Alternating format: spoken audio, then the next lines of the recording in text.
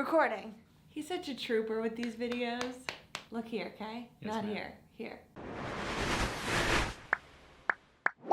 Hello everyone, welcome back to my YouTube channel. This is the video that I've been promising you for probably 5 months now. I already posted another video that I will tag for you up here, and that video talks about our whole conception journey. I walk you through kind of all the logistical things that we got in order. This video is more emotional, personal, and I promised I would share it, so here we are. Actually, in that first video, I talked a little bit about how we did some genetic testing before we started trying, and today's video is sponsored by Orchid, which is the company that we used for some of that testing. So I recorded this little clip a couple weeks ago, and I'm gonna pop it in here. All right, I'm sitting on the floor of a very incomplete nursery. We just did the baby's laundry. I have some of the world's cutest baby pajamas next to me, and some of the smallest socks on planet Earth. I need to put it all away in the closet, so I figured I would use this time to tell you about some of the genetic testing and early screenings that Michael and I did before we started trying to get pregnant. The first thing that we had done was actually done through my OB's office, and that was the carrier screening. So that's where they test your blood and they see if you carry any of those really rare genetic disorders. So I got my blood taken, and she tested me first before testing Michael, and it turns out I carry something called congenital adrenal hyperplasia. Now, this is a rare genetic disorder. I had never heard of it.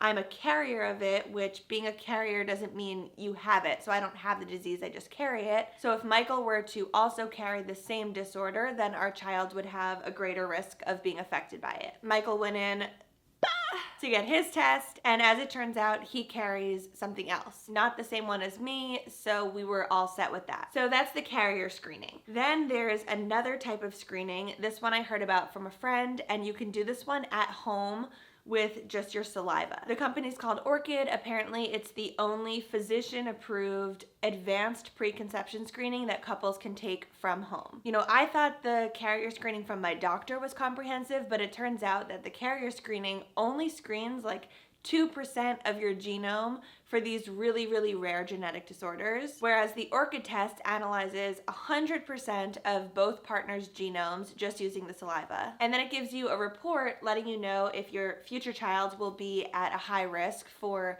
10 really common chronic diseases. Things like Alzheimer's, heart disease, diabetes, prostate cancer, breast cancer, things that have actually affected my family in the past. So when we first sent in our saliva samples, it was actually really fun, and we did it in our old apartment last year before we started trying. So I filmed some footage of us doing the test and sending in the samples, so let me show you that. The smartest way to start a family. Okay. All right.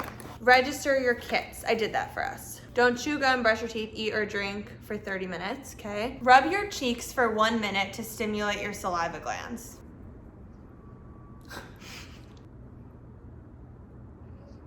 Spit into the funnel. Stimulate the salivary glands. I need more saliva for How sure. much did that fill? You got nothing! No. All right, my vial is prepared. Next step is to put the little vial in our individual biohazard bags. So this is my barcode sticker, and I'm going to stick it onto the bag. Done.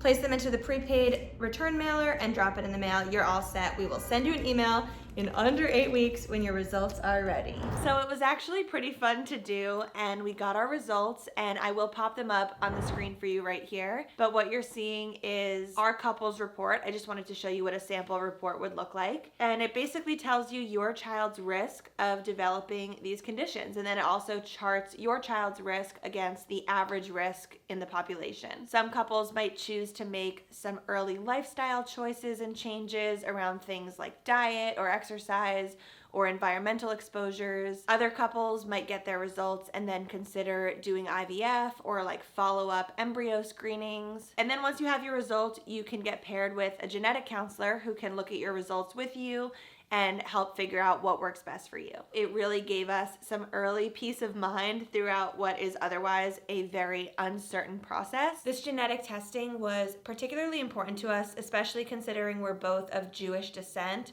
and testing helps reduce the risk that newborns will be affected by things like Tay-Sachs. So I'm really personally excited to see this next step in genetic testing. where more risks can be identified just earlier on. And understanding these risks is really valuable so that families can use this information to protect their children's health. And so once and for all, I am going to put the link down in the description box. So you can tap on that link down below to learn more about Orchid and also to sign up for their couples report. Uh-oh, we have an extra sock lost in the laundry machine. What now? Before we dive into this video, I'm just warning you that I'm currently 35 weeks pregnant and there is a marathon being run in New York City right now. Not that those two things have anything to do with each other. Warning, she's 35 weeks pregnant. The warning was mostly about the marathon because we can hear like shrieks and squeals. If you hear that, it's runners. I'm 29, Michael's 30. We conceived when I was 28 and he was 29. It's something that we've been talking about for a while. I mean, really, as long as our relationship has been in place, we've been talking about the idea of having kids. At some point, there was one specific walk that we took where we walked around the reservoir in Central Park. And I remember you kind of turning to me at some point during that walk and basically saying, "You don't need to respond right now, but I just want to let you know I'm ready."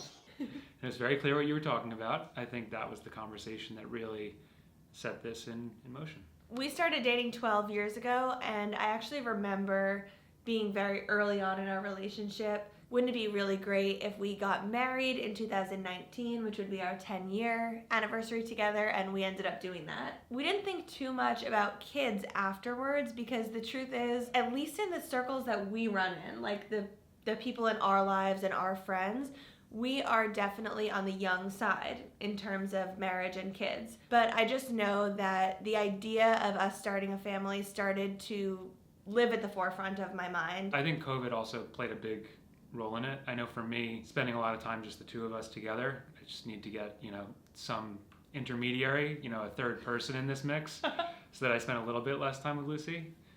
No, in all seriousness, I think spending all that time together made us maybe have those more intense, deep conversations about what we wanted to do a little bit earlier on. I think some other factors that went into at least my thought process about whether or not I felt ready to start trying were the state of our relationship. One of the worst things I think a couple can do is have a baby because their relationship is teetering on the edge and they feel like a baby's gonna fix things. Our relationship has been stable and loving, and we are in a really good place to welcome a third into the family. Financially, both of us have gotten to a place where we've been able to accrue savings, both individually and also once we got married, creating a joint bank account and building savings for a future family. So we felt financially in a stable position to be able to do that. I think from a career standpoint, a couple of years back, I was going into business school. You were starting your own business and going off on your own,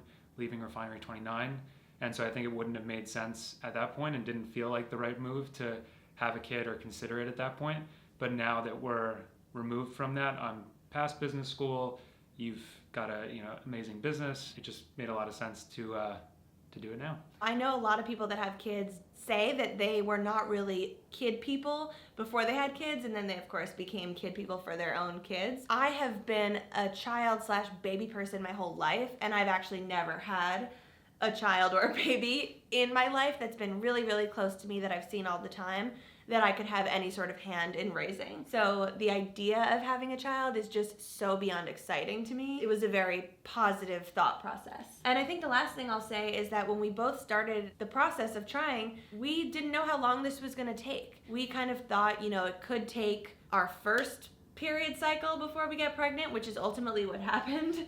Or it could take us 10 years to get pregnant. And I think my mindset was, I think I would rather start trying a bit earlier before I quote unquote know that I'm 100% ready. I would rather start trying earlier. If it works and if I get pregnant, I would rather have it be this exciting surprise that, wow, I'm pregnant sooner than I maybe thought I would be. And now I have 9 months from this point to actually get ready before the baby comes, versus waiting until a day when I know I absolutely want a baby immediately and then start trying then and potentially have some sort of a fertility issue. At the time at which we decided we were ready to start trying, at that point we weren't actually ready to have the baby when we started trying. We were ready to find out we were pregnant and then have 9 months of prep, which included tons of reading, tons of podcasts, tons of courses, tons of mental prep work, probably more reading and research than the average person does, just because we're both really interested in that and we wanted to be as prepared as possible.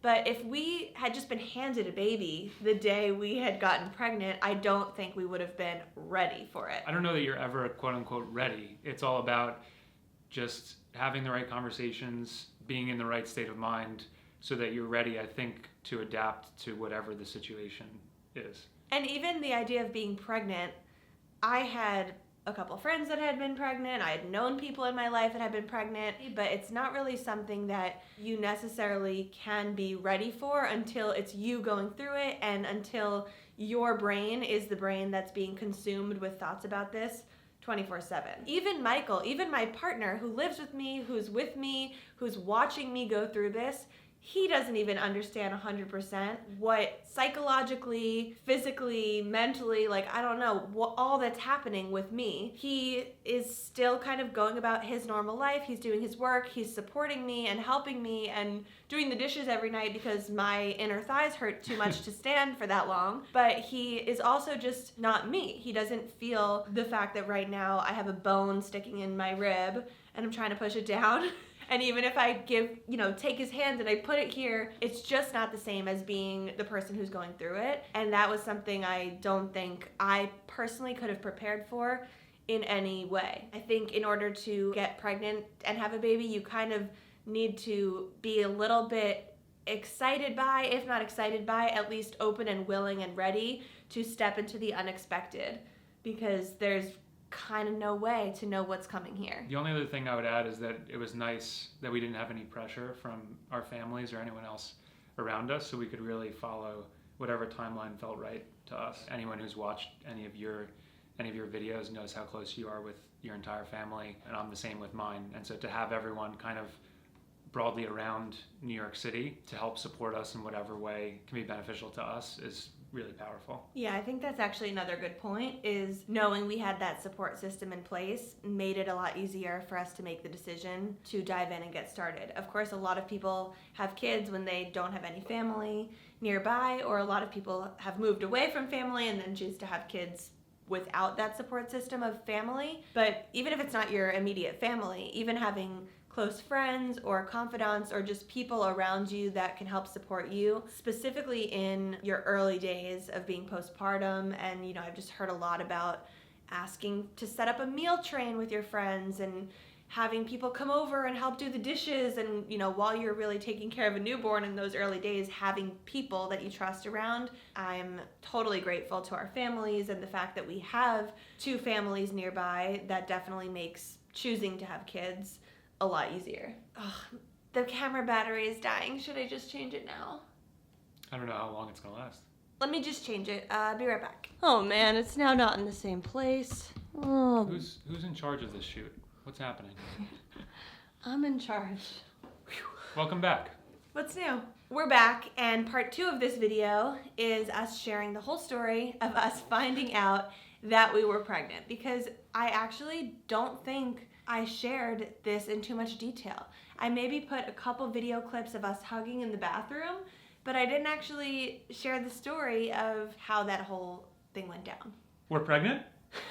In that month that we started trying, which wound up being the month that we successfully conceived. But keep in mind, this was a very long period cycle. It was about a 40-day period cycle. So we started that month in February, and we didn't find out that we were pregnant until April. I had a lot of thoughts about, should I take a test with him? Should I take a test without him and then surprise him? Tell him that we're not trying this month, but actually sneakily be trying so that I can surprise him?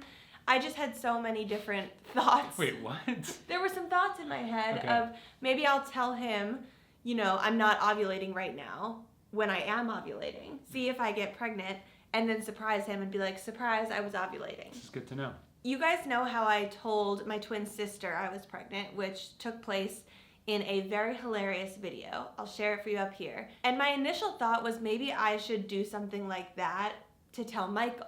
But if you know Michael, which I hope you do, he probably wouldn't want to find out about the fact that he's going to become a dad in a YouTube video. I'm not saying he wouldn't want there to be like a camera recording him, you know, it's a nice memory to look back on, but he probably wouldn't want it to be this game setup thing that was intended for YouTube.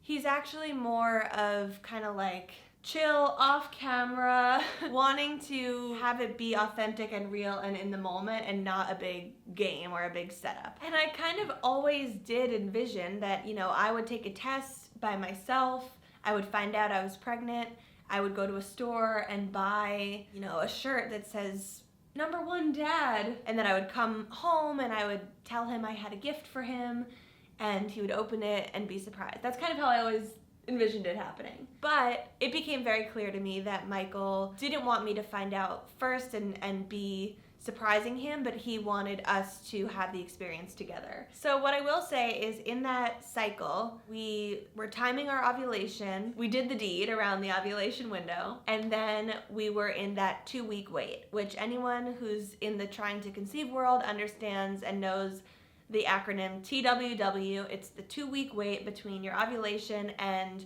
the day of your missed period. And if you are to get pregnant, that's when the egg and the sperm would be fertilized and the embryo would implant itself in your uterus and you would start growing the baby. Some people say they have some symptoms at that point. It is a little bit early for things like morning sickness or tiredness and whatnot, but a lot of people report having some symptoms. And during that 2-week wait, I was just like living in fertility city. Every morning I would wake up, I would take my basal body temperature, I was still charting, I was still tracking, I was really tuning in deeply to my body to see, am I feeling any of these symptoms?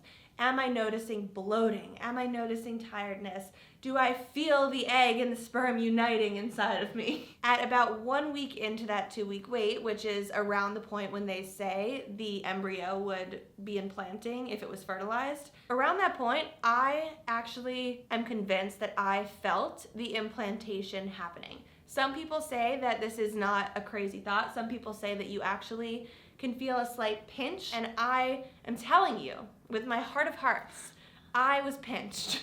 So there was a night, it was about 6 or 7 days post-ovulation, when I was lying in bed and I was feeling a pinching on one side of my uterus. And I was feeling this pinching so distinctively that I went into the hallway, Michael was asleep, and I went into the hallway and I picked up my phone and I recorded this video. It's about 1 a.m. on March 29th. I just came out of the bedroom because I cannot sleep at all. Michael's in there. I think he's asleep. But I absolutely cannot sleep because I am confident that a fertilized embryo is implanting itself in my uterus as I speak. I'm currently 6 or 7 days post-ovulation. This would be around the time when that little fertilized egg is getting out of the fallopian tube and arriving in the uterus. And if it was fertilized, it would be trying to implant itself. It's not really pain, it's like a sharp tingle on one side, and I'm pretty sure it's an embryo implanting itself. I have about another week to go in my luteal phase, and then I will take a test. So we shall see what happens. Now I'm gonna try to go to bed because sleep is important. And on top of that, I have to say that whole next week, I was walking around feeling almost this buzzing, energetic feeling in my uterus. I almost felt like there was a lot of extra blood flow going to the area, so much so that the outside of my stomach in that area was feeling a little bit itchy at the time, and I just remember feeling like there's something vibrating, like energetically vibrating in my uterus. It sounds very strange, and the truth is, you know, it's possible also. I'm a big believer in the fact that energy flows where attention goes, and because that whole week I was mentally putting so much attention on that part of my body, it kind of makes sense why I maybe thought it was tingling. You know, if you were to just like stare at your finger and like put all of your attention in your finger, I believe that your finger might start feeling like it's pulsating or tingling or you might actually get more physical blood flow to that area. I'm not a scientist. Don't take my word for this. This is the one area where I didn't include Michael in my thoughts. I thought, listen, we're gonna take the test together, we're gonna find out together, but if it's going to be a positive test, I still want him to be surprised. I don't want him to know that I really think I'm pregnant right now, partially because I didn't wanna let him down more than I had to if it didn't work, but also just I didn't want him to know how confident I was in this. Initially, I had said to Michael, let's not test anytime earlier than the 2-week mark. And that's because if I am negative and if I am gonna get my period, I would rather find out that I'm not pregnant by going to the bathroom and finding that I had my period versus getting super excited, peeing on the stick, and having the test say it's negative. But come Friday, April 2nd, which was 2 days before my period was actually expected, I couldn't wait anymore. And if I am pregnant, I just need to know today. And it's Friday, and everyone loves Friday. I feel like we went to bed the night before, and you said we're gonna, like, let's do it tomorrow morning. Yeah, when we woke up, I was like, immediately. We went into the bathroom. We had 2 different types of tests with us.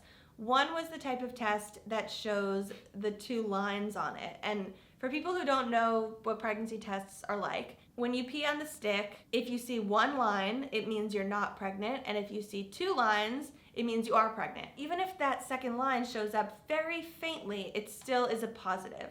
And that line will get darker and darker as your HCG levels rise into your pregnancy. But in the very beginning, that second line might be super faint. But if you see any trace of it, it means you're pregnant. So we had 1 test like that, and then we also had one of the digital clear blue tests, which say pregnant or not pregnant. Very easy to read. Let me just say, there's a very big difference between those 2 things, because with something that's as big as a pregnancy, just seeing the faintest of faint lines doesn't always feel like enough. For months, I had been tracking my ovulation and peeing on those ovulation predictor strips.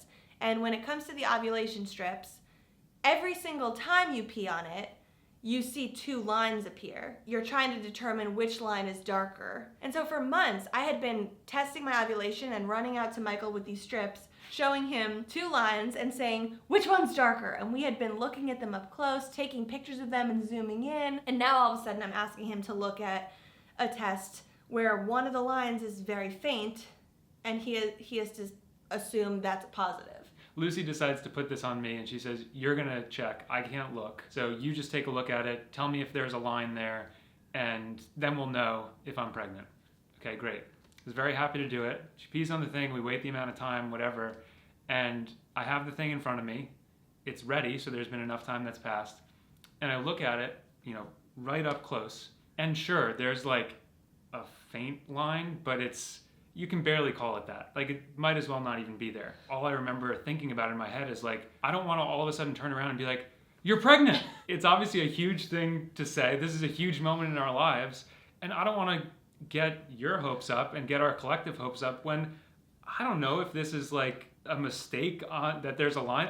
What do I know? You just said, I don't know, you gotta look at it. I remember if we look back at that video, my heart was racing. Oh, yeah. I had an Apple Watch on, and I'll show the footage of me telling Michael about my heart rate. I am actually really nervous. I'm gonna show you what my current heart rate is. Okay? Okay. I know that I'm really nervous, Are you okay? but pregnant heart rates are high, but I'm really nervous, but this is really high. Let me see. Wait, what? I'm 155. Okay, that has to do with you being nervous. 160. Are you okay? I'm nervous. Come. Deep breath. Can I have some water first? I'll look at the tests. Zona de evacuation. It's in Spanish, okay. Take the tip off. Sit on the toilet and Save the cap nearby. hold the tip downward, wait it for 5 seconds. And then how long does it take? 5 minutes? I peed in this morning. Count to 5, okay? Mm-hmm. Ready, go. 1, Wait, 2, the blue should be covered, 3, right? 4, 5. Covering, and I turned it upside down. Should it be? Face up, oops. Okay, I'm setting a timer. Okay. My heart rate's now 180. Want me to to do it? 5 minutes. Okay. See you soon. So the control line's on the right, and it will be dark. And the test line will either be dark or light. That's both positive. But if there's no test line, then it's... Or if just the test line is... Okay. I'm just gonna stand here. I don't know how you're doing this.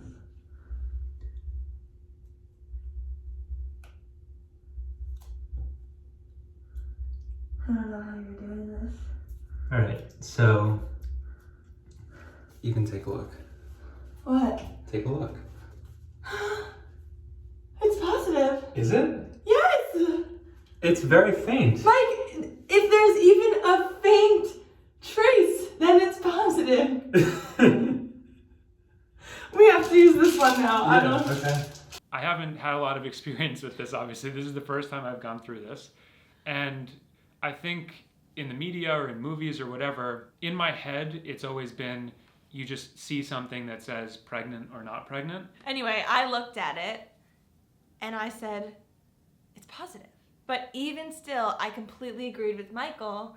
I couldn't fully accept that it was positive until I saw the word pregnant. We thankfully had the digital test nearby, and so we used the same batch of urine. I was looking at it because that's what you had decided. Oh, right. for I some turned my reason. back to the wall.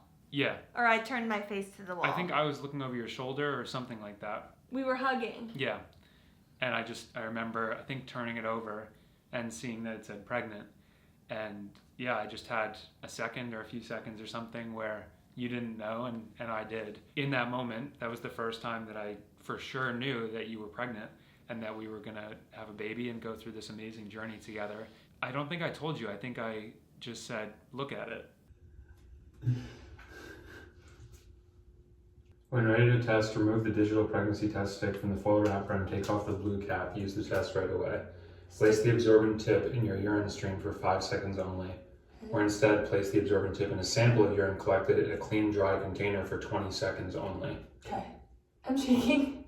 Okay, cap it. Yep. And lay the test stick flat. Okay. Okay, your result will appear within 3 minutes, and some results may be shown in as little as 1 minute.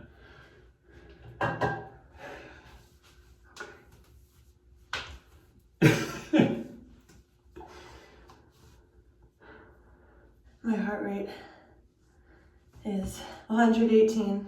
Okay, it's not as bad as it was. Alright, we got 2 things. I'm gonna go like this. You tell me. Let me look at the first one.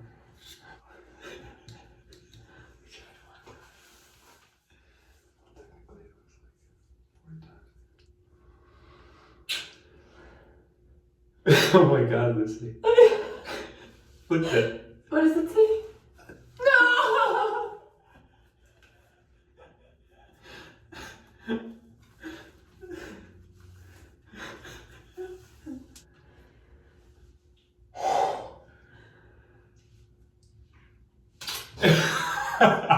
I knew it! We just had this moment of, oh my God, we're the only 2 people in the world who know right now, and there's this little poppy seed inside of me. At that point, I would have been considered, 3.5 to 4 weeks pregnant. At that point, the baby's the size about of a poppy seed, and so that's why we started calling him Poppy, and we still call him Poppy to this day, although that's not going to be his name. And that's the story. That's it. That's the emotional side, that's the story side, that's everything that I promised to share.